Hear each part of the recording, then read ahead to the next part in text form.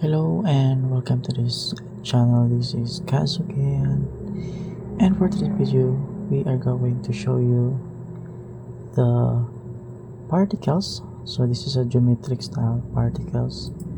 As you can see here, you can also add this in your project, especially if you have a hero section with this kind of style, or if you want to implement this kind of particles in your specific section for your website, then this is for you. We have the full tutorial about this one, including the source code. So if you're interested, we already linked the full tutorial of this one, and of course this is for members only. So if you want to get the source code, please consider joining our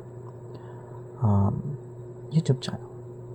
So thank you, and see you in the next video.